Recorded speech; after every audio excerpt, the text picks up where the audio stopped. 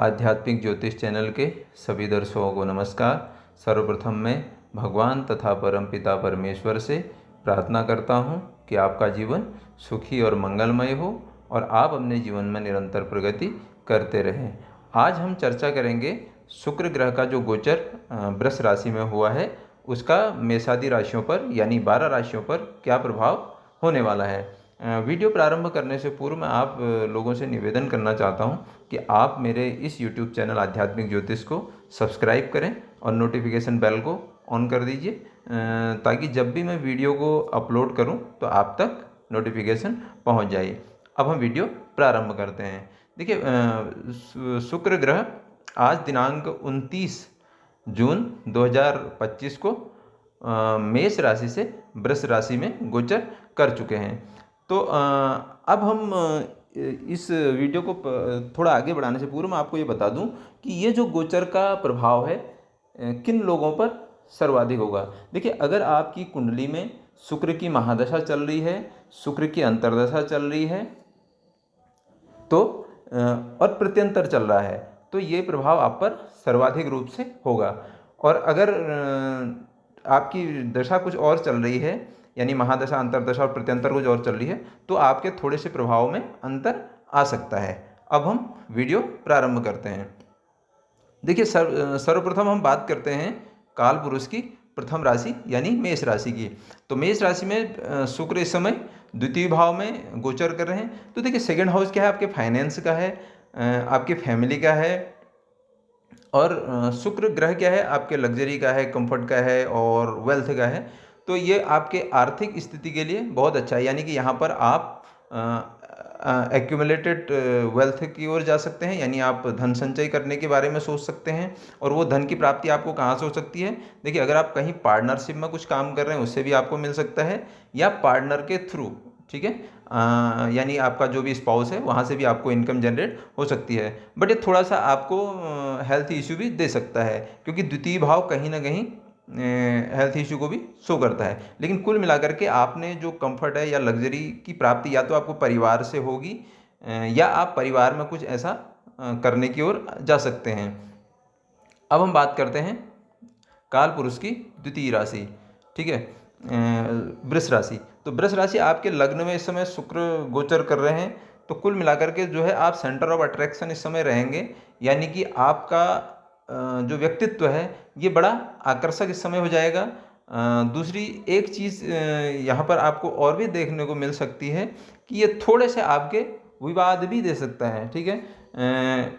जैसे किससे हो सकते हैं, आपके स्पाउस से, जो भी आपका स्पाउस है या पार्टनरशिप में आप कुछ काम करें उनके साथ थोड़े बहुत आपके मतभेद होने की संभावनाएं हैं।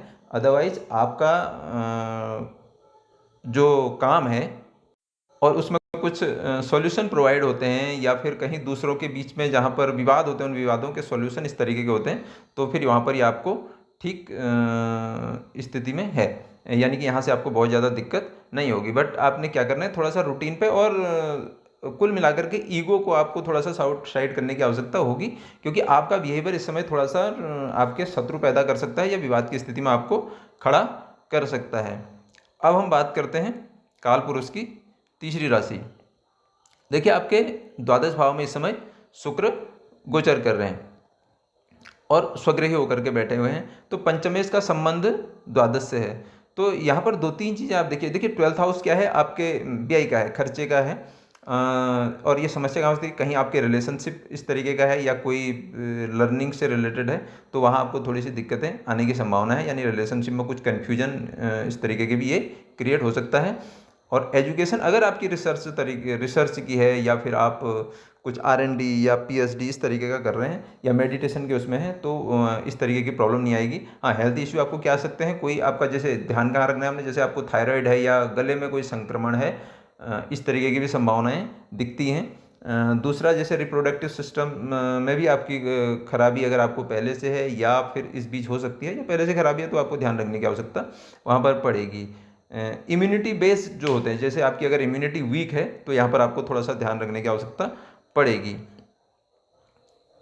अब हम बात करते हैं काल पुरुष की चौथी राशि। देखिए, काल पुरुष की चौथी राशि कर्क राशि है, आपके एकादश भाव में शुक्र इस समय गोचर कर रहे हैं।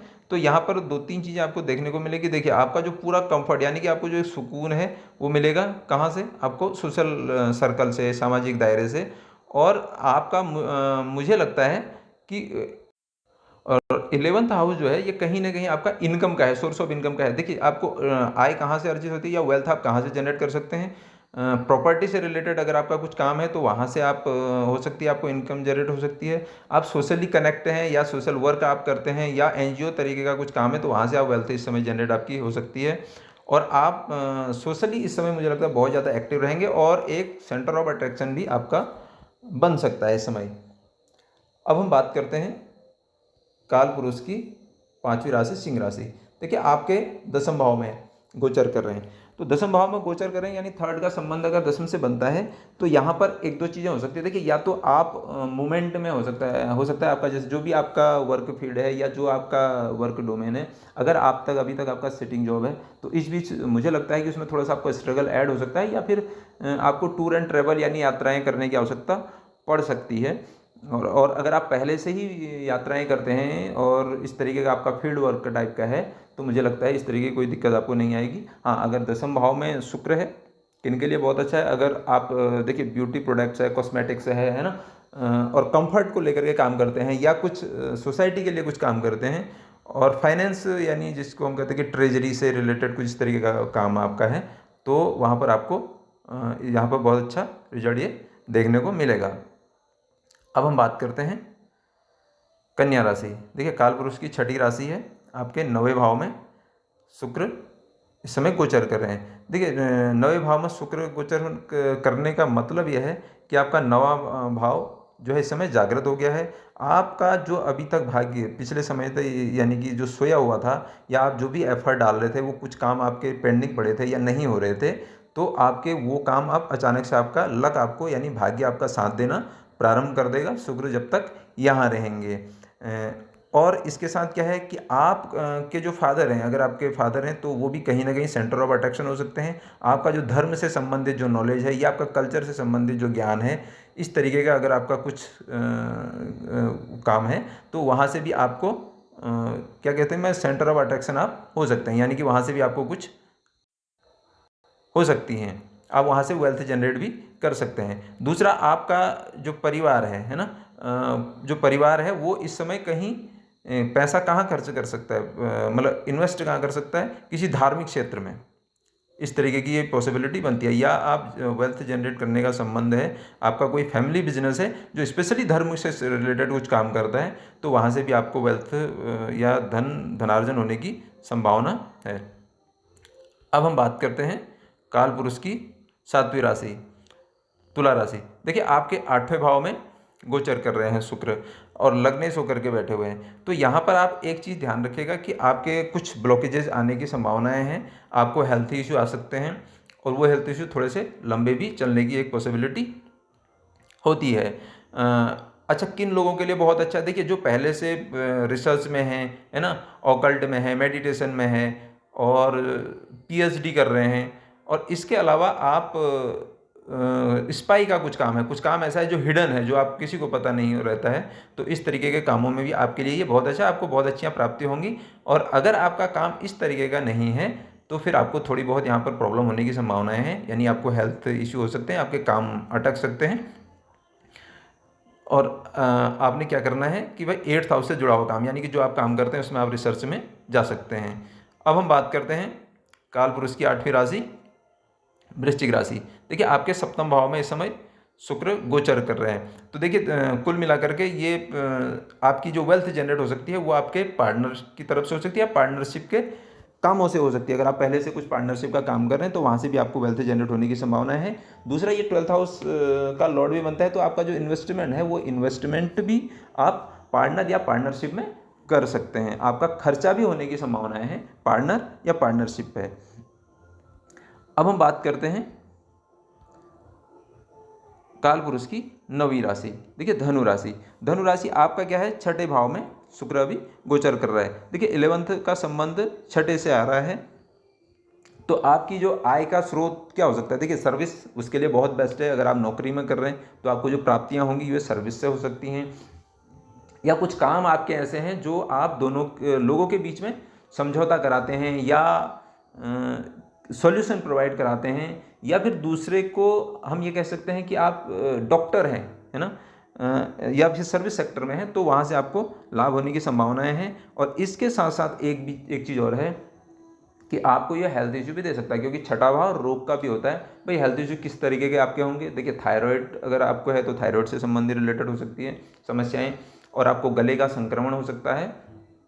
इसके अलावा आपका जो रिप्रोडक्टिव सिस्टम के जो डिजीज़ होती हैं उस तरीके की हो सकती हैं। और अगर आप डायबिटीज़ के पेशेंट हैं तो आपको ध्यान रखने की आवश्यकता है। और इस समय क्योंकि शुक्र छठे भाव से गोचर कर रहा है, तो आपको थोड़े से हेल्थ इश्यू आने की संभावना है।